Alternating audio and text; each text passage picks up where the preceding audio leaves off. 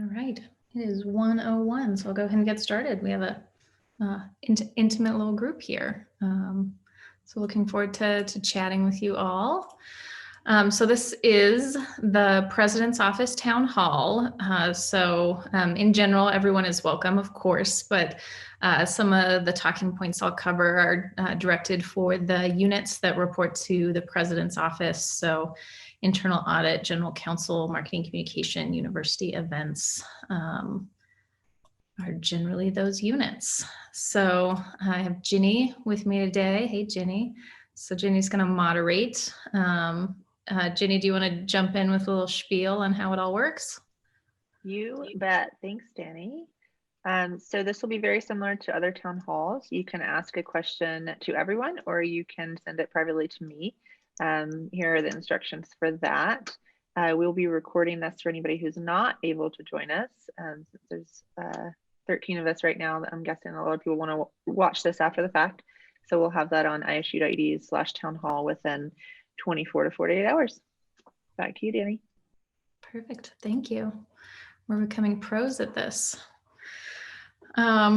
So the plan for today is I will provide some just high-level updates about kind of the state of the university, and we'll go over any questions you might have, kind of town hall style. But I wanted to start and just express a whole lot of gratitude, because I know that this has been a really challenging semester, and I know I'm feeling it, and many of us are feeling that strain of prolonged lack of contact from friends and family and our colleagues.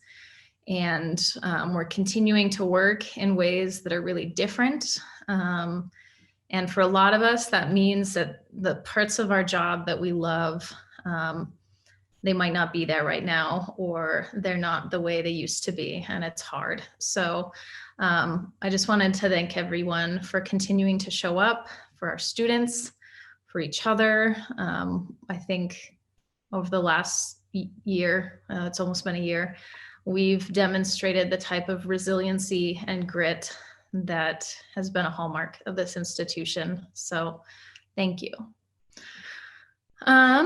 Jumping into some updates, wanted to start with enrollment. That was something we were monitoring really closely as we went into this semester, and our census enrollment date was in October, and we were down, and it seemed significant, 7.5% decline.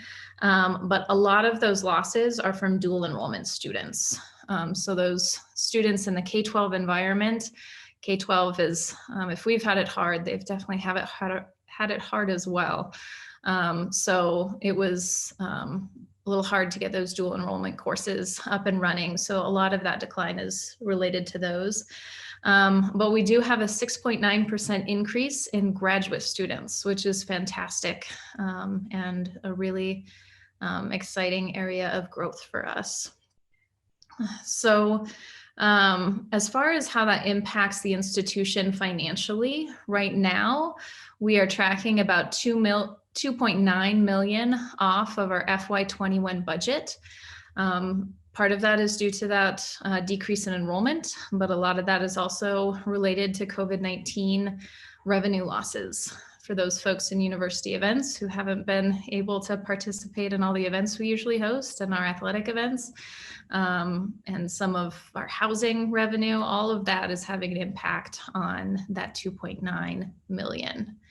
So as a division for the President's Office division, we'll be working starting in January on our FY22 budgets. We're going to, try to be as frugal as possible, knowing that this financial situation might be with us for a little while, but try to put together some really thoughtful budgets for next year's, and hope to have those, I think, submitted in March.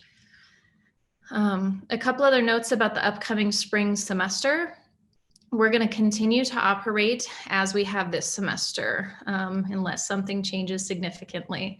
At least for now, we don't anticipate having any adjustments to our instructional plans, so how courses are delivered with the increased reliance on online high flex.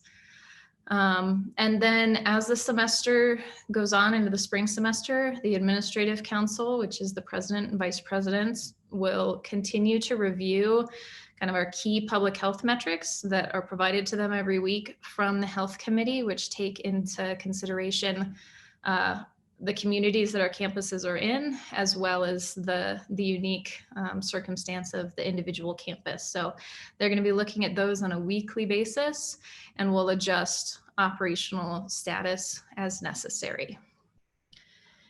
And then I also wanted to touch on Thanksgiving a little bit and post-Thanksgiving work. As many of you are likely aware, our in-person instruction wraps up the week of Thanksgiving. So after Thanksgiving, finals week will be largely distance-based with a couple of few exceptions for certain courses. And after Thanksgiving, campus will be open for those students that need our Wi-Fi, they need our computer labs, they need our physical resources to be able to get through that finals week. But we are encouraging offices to start implementing telework arrangements as possible. So keeping offices open, but scaling back the number of people in the office. So we're hoping that staff can start implementing rotating staffing structures or other things like that to have more folks at home as the weather gets colder and as people visit friends and family for the holidays, either in town or traveling. We do anticipate that having an impact on our COVID-19 case rate in our region. So with more telework, we're hoping that we can mitigate some of that spread and keep campus as disease-free as possible. So please work with your supervisors and with that guidance, try to adjust operations, and as much as you can this holiday season, follow the COVID-19 protocols to keep our communities safe. And finally, my last update, this December, we're going to be hosting a virtual event. Excited about that. I know Allison and Libby have been working really hard on that, but we will be graduating between 600 and 700 students. So these are, we don't know the exact numbers because we're not quite to the end of the semester, but these are 600 or 700 different individual lives that we have provided additional opportunities for, experiences, and an enriching learning experience that will allow them to walk across our virtual stage and have a better life. So as hard as this time has been, we've still made that much of an impact to the lives of those people. So to everyone on the call and all of our faculty and staff, thank you for that commitment. So those are the end of my remarks. So if you have questions or discussion points or just comments, feel free to shoot those in the chat, or this is a small group, we can just talk. Danny, I do have a couple that came in. The first one is, last year we made significant cuts to the budget in the office for the president. I believe it was the largest percentage of cuts across all divisions. Will that be the expectation again this year? Well, Jen's on the line, so maybe she can help me out. The level of cuts we made last year was pretty intense, and I'm sure we have all felt those. I do not believe that this coming year, pending spring enrollments, pending the budget situation out of the state, I don't think we'll have to see that severe of cuts. I do think that we'll continue to operate with a very frugal budget. We'll continue to have to scale back on things and do events differently. We'll have to work really hard to increase our revenue in areas where it's possible. And, but I don't think it will be as severe. Jen, if you have anything to add. Just that we will have initial revenue and expense projections for next year in January. And with the understanding that these are incredibly uncertain times, but we'll have our initial enrollment estimate and hopefully have some indications about what kind of support we'll be getting from the state, plus any other information about ongoing COVID relief. So we will communicate that with you in January and have an order of magnitude of what challenges we might be facing for the coming year. Thanks, Jen. Thanks, Danny and Jen. Next question. Lost my place. What are you hearing from the ISU health team regarding community spread? I feel like the university is doing a fantastic job, but that doesn't protect us outside of campus. What can we do to keep ourselves safe? Well, the health committee has been reviewing the metrics for each community where we have campus locations in, and really looking at that community spread, and they are seeing increase in community spread.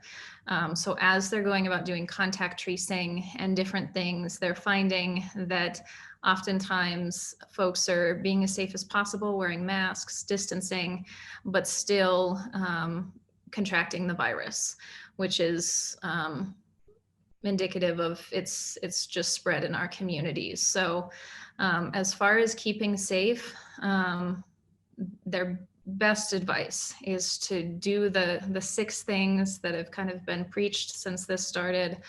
Let's see if I can get them all. Face coverings, distancing, hand washing.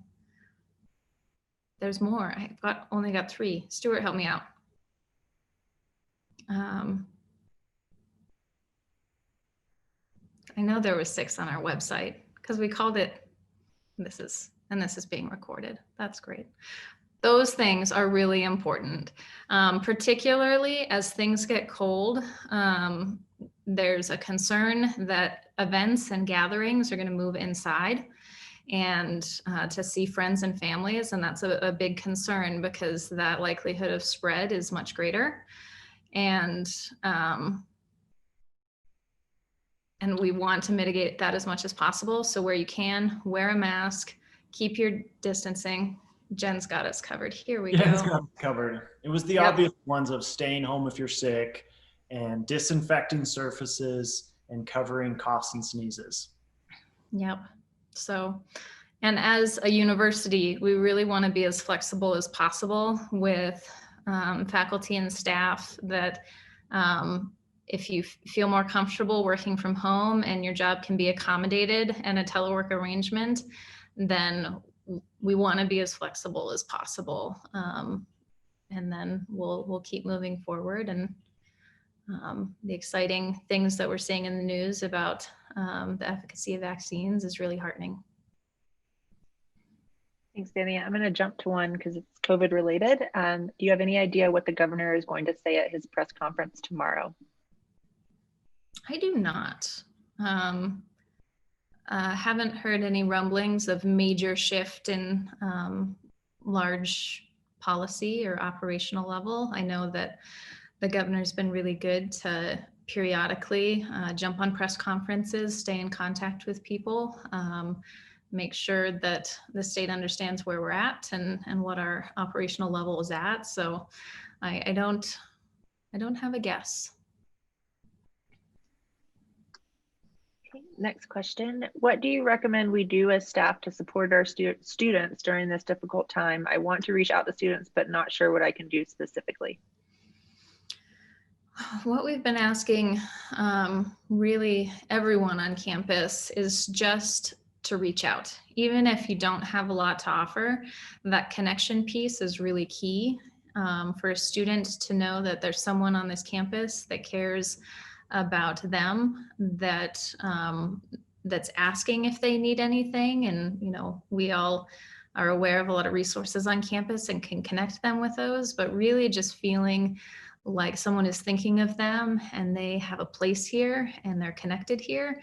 I think that is most important. And then as you ask about what do they need for next semester, connecting them with those resources, finding the right office or the right person to make sure that if they're having financial challenges, that they have a resource from the financial aid or scholarship office.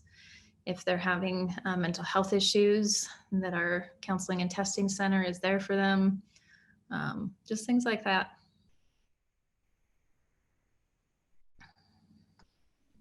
Yep, thanks, Danny. Next question. Is there anything specific that President Satterlee would want us to do?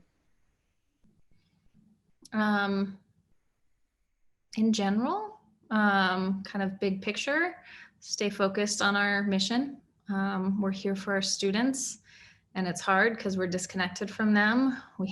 Many of us haven't seen a student in real life in a while, and that's hard. But all of our jobs, at the end of the day, we're here for our students, and showing up with that in mind, giving ourselves a little bit of grace and leeway, knowing that these are hard times, but we're here for our students is the biggest thing. And then following up to that, wear your mask and or face covering and social distance. Our campus protocols are a big part of what's going to allow us to be operational in the spring. Okay, thanks, Danny. Next question. Are there plans for adding more personnel to the staff? At this time, not for the President's Office division. We don't have any plans to add positions. We have a couple vacancies within the division that we are, a couple that we're holding open because we have kind of a hiring slowdown in place where we're trying to capture some salary savings, especially while we're not at peak operational levels in some of our units. And then there are some vacancies that were approved by the Administrative Council to fill that we're working on right now. Thanks, Danny. I'm going to read this as is. This is not a question, but I just wanted to say thanks for taking the time to host and organize these town hall meetings. Yeah, of course. We have to think differently about how we connect with each other these days. And this has been a great tool throughout this for folks to just get on a call and see each other and share information. And I know that marketing communications has been churning constantly since COVID started to get communications out and information out. But we all have a lot of emails, and sometimes some of those messages, these town halls are just a good way to make sure that we're all on the same page. And if there's questions, that we get them answered. Okay, great, thanks. And I have a question that is from me, which is, do you have any tips or recommendations for self-care right now? Laura Woodworth Nye, in one of her recent academic affairs town halls, said, listen, you don't have to have a Zoom for every meeting. You can just make a phone call. And for some reason, this just blew my mind. Like, oh yeah, we don't have to have a Zoom every time. She's like, it's not healthy for you to be on a Zoom call, 8 straight hours a day. And so that made me question everything. And now I'm like, well, what else am I not thinking about? So I thought at an administrative level, maybe you have some tips for us along those lines. Yeah, I think being really thoughtful about self-reflection about what's bringing you energy and what's draining you, and then trying to adjust your day, your life to give you more of those things that bring you energy. I know my job has changed a lot in this time, and there's a lot of things that used to bring me energy that I don't get in my job anymore. So I have to really lean into those things that bring me joy, that get me excited. And sometimes it's a project that I put time on my calendar so I can work on those things. So I still get that level of satisfaction with what I'm doing, and giving yourself a break because this is hard. And I know so many people are going through some hard stuff with homeschooling kids and working at the same time and trying to maintain, a good social, emotional well-being, physical well-being. And that's not easy right now. I'm going to look at my emails real quick because Dr. Rex Force sent around a really great article that kind of spoke to me about hitting a 6-month wall. So it was written by a war correspondent who had been in disaster zones.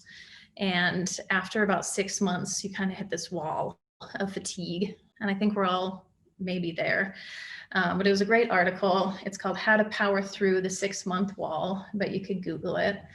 But the line that really resonated with me is, if you can meet your obligations squarely and be kind to your loved ones, your joy and spark will return. So don't stress about it today. Now is not the time for perfectionism. So that spoke to me. Thanks, Danny. So we have a last call then for questions, because that's the end of my list. So I will turn it back over to you, Danny, for anything that you'd like to elaborate on or for closing statements. And I will definitely let you know if anything else comes in the meantime. Sounds good. Well, I'll warn you, my dog is looking like she's about to bark. So if that happens, I'm sorry. You know, I don't really have a whole lot else. I'm really grateful for everyone on this call. I've been working from home for 4 months, but I still feel the power of our team as a collective university, and that we're really strong right now. And I think there's a lot of exciting things on the horizon. There's a little bit of hope in the news related to vaccines, and what that means for our operations in the future is really exciting. And we've proven that we can do this, and that we can continue to show up. And that has been amazing to watch. And I'm excited about the coming semesters where we can continue to move forward, and then hopefully come back together again in real life. All right. Well, have a great day, everyone. And we'll talk to you again soon. We'll probably do another round of these in the new year. So.